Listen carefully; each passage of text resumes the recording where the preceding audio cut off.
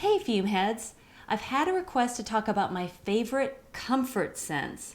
The fragrances that you crave when the weather's harsh, life is harsh, you just want to get away from it all, and maybe you can't, but what you can do is surround yourself with a gorgeous smell. This is actually an invitation from a perfumer named Ayala Sender, and she has a natural perfume company called Ayala Montale Parfum, and she also has a blog called SmellyBlog, and she threw it out to a bunch of fume bloggers to talk about the smells that just make them happy and feel safe and cozy. So let's get cozy. My first comfort fragrance is actually not everyone's idea of comforting. It's Daphne by Comme de Garçons. And this is a fragrance that is actually not so much soothing as it's very theatrical, and it's very dynamic and very dramatic. And so it's a fragrance that I like when I feel a little humdrum and blah, and I want to shake things up and have an experience. And this gives you an experience. This is an everything and your mother fragrance. Have you seen your mother recently? No? She's in here. Hi, Mom. This has every flower ever invented, every resin ever invented. It's got incense and oud wood and jasmine and tuberose and rose, bitter orange, and it's leathery, and it's got saffron in it, so it's a little spicy too. And I feel like it's something I want to wear when I just want to escape from meh-ness. I just want to get away from some people find this a little too much, and in fact I was kind of conflicted about it for a while. I had written a review on my blog where I found it exciting at first, and then I found that it got a little florally and mushy after a while and indistinct.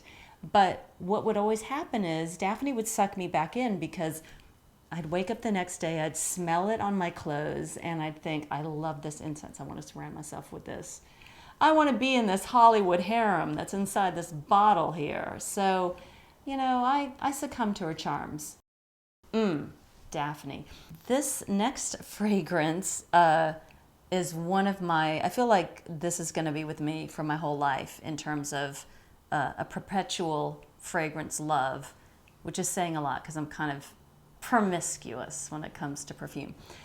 This is by Amouage, and it's called Homage Atar, and it's just the most beautiful transcendental frankincense, rose, sandalwood, citrus, herb, oud mix ever. It's just a very pure, classic Arabic style of fragrance.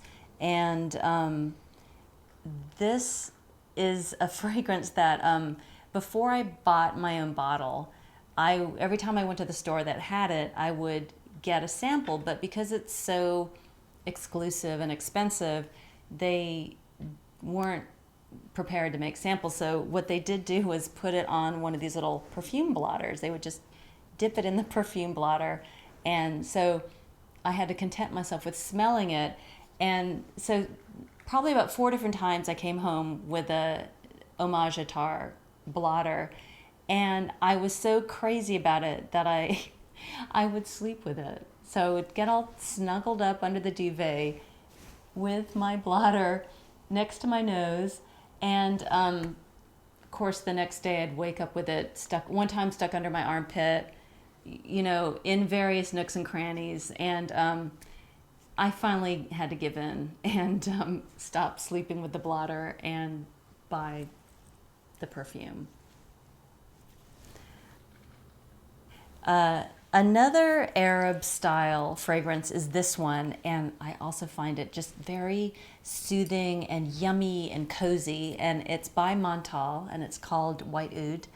And this, I have to say, out of all the fragrances I'm discussing here, this is truly the one that over this past winter I find myself reaching for the most. And it's rose, oud, and saffron again. A little bit of consistency in some of the things I've been craving recently. And a lot of times in fragrances, oud wood can smell medicinal, or it can smell very sour. When you smell oud in its pure state, it actually smells like blue cheese, very oily and stinky. It has a really pungent smell. And but in this little mix, it almost has an almond, kind of little almond twang to it. I don't know why I'm doing that for twang. And it's very powerful, so you only need a little bit of a spritz and it lasts forever. But there's something about, there's a kind of a dusty powderiness to it, and the almond vanilla thing is very comforting. It's not quite gourmand, it's not like something you would eat, but it's suggestive of that. And I'm on a saffron kick, I think. That's what I'm learning about myself. And saffron's a big player in this one. I love this one. This next comfort fragrance is a very accessible and simple one. It's Tea Rose by Perfumers Workshop. And this fragrance is just a pure rose garden. There's no jiggery pokery, there's no fancy danciness, there's no crazy oud wood or cat gut or, just shoe leather, strange things that turn up in perfumes these days. No, this one to me just smells like a dew-dappled rose garden, and just completely uplifting, gorgeous.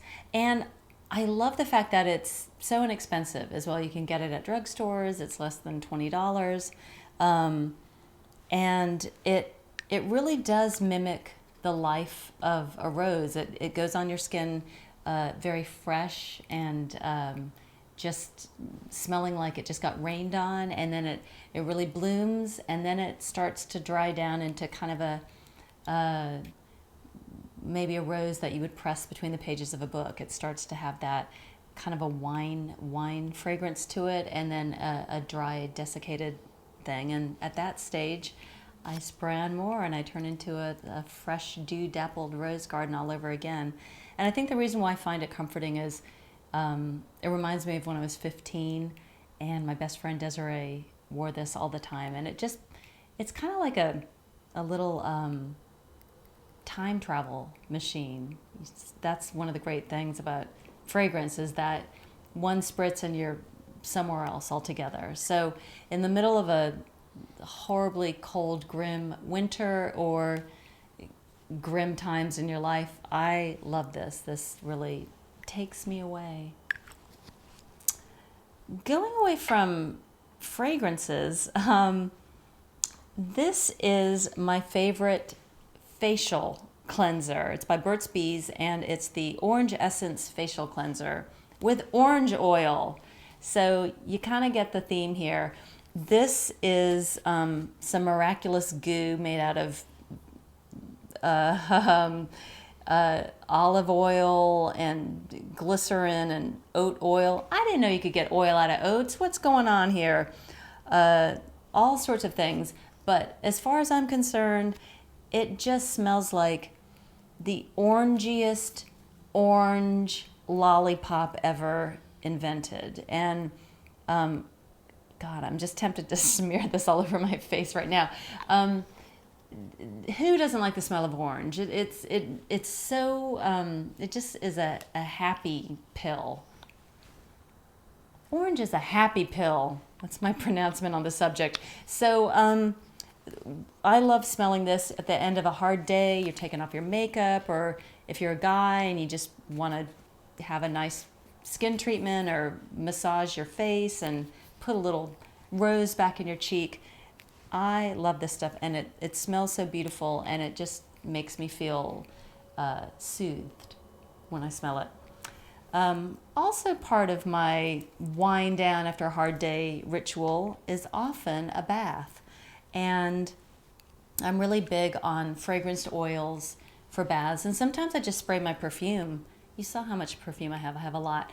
And so that's a really nice way to enjoy your fragrance if you're in the bath for 10 or 15 minutes or longer, reading, whiling away the hours, turning into a prune. It's really great to just surround yourself and escape with this great smell.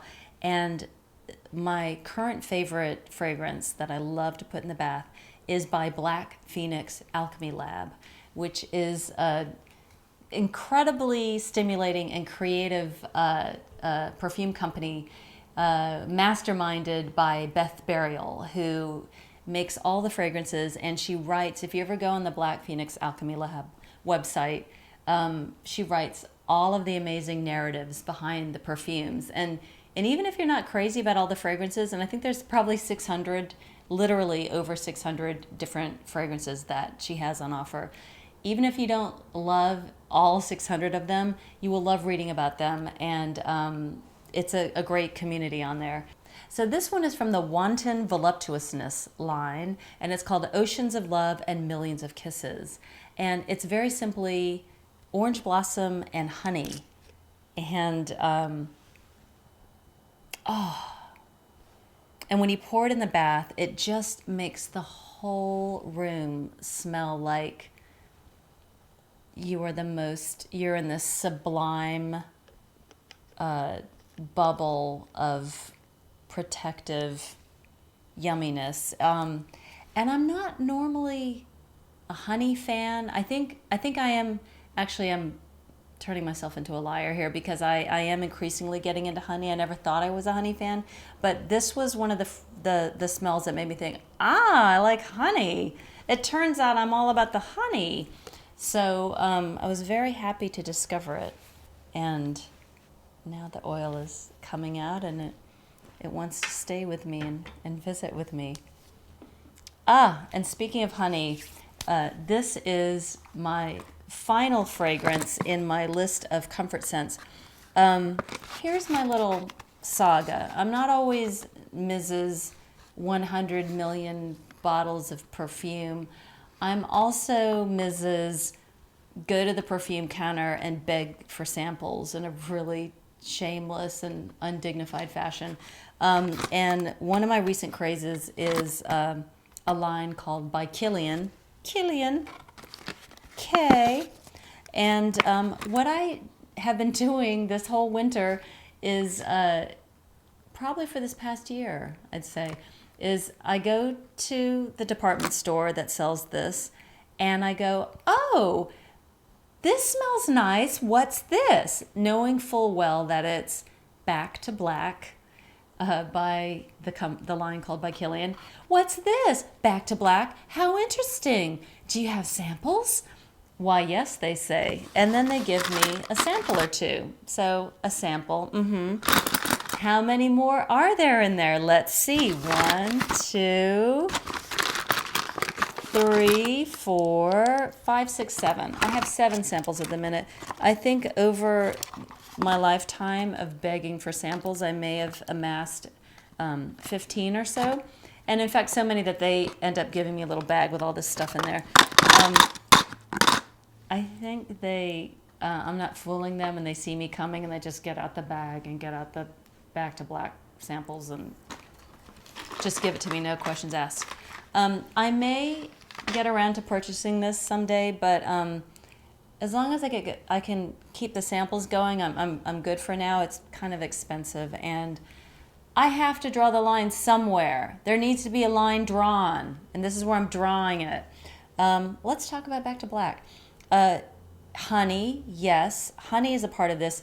It's a gorgeous pipe tobacco smell. It's kind of like raspberry pipe tobacco, and there's vanilla in there. This is what I want to wear right now. Oh, I have the honey and orange blossom on that hand, so I'm putting it on this hand. Oh, wow. Okay, so it's a gorgeous fruity pipe tobacco, kind of cherry, raspberry. Oh, wow. And it has almonds and vanilla. And there's other stuff in there. Like when you look in the ingredients list, there's all manner of, the by Kilian fragrances are pretty dense and complex. But to me, it just boils down to bad kitty, just like sexy bad kitty wearing a cream puff bonnet. I don't know what I mean by that. It's a little furry animal because there definitely is a little bit of sensual. I think there's a little oud in there. There's something that makes it smell like skin that's been subjected to friskiness somewhere. But there's also kind of a powdered sugar, honey, Turkish delight aspect. This is definitely the most edible fragrance I have, and I'm not real crazy about smelling like a bonbon or a piece of pie, but this just makes me feel cozy and warm and yummy, and it kind of feeds me a little bit, feeds my spirit. So those are all of my soothing scents. Well, right now I'm about as comforted as I'm ever going to be because I smell really pretty. I never realized till I lined up all of my favorite comfort scents that they have so much in common. I guess I just must love smelling orange stuff when I feel like I want to be dejangled. So something about that orange and the honey and the rose and a little bit of saffron, that's my little mother's little helper. That's the thing that keeps this Stepford wife from turning into a complete zombie.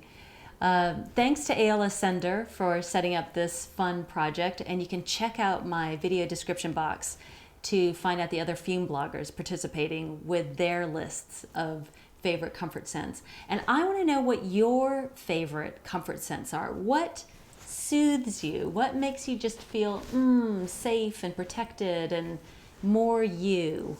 Let me know in the comments section. I'm Katie Puckrick, and I smell.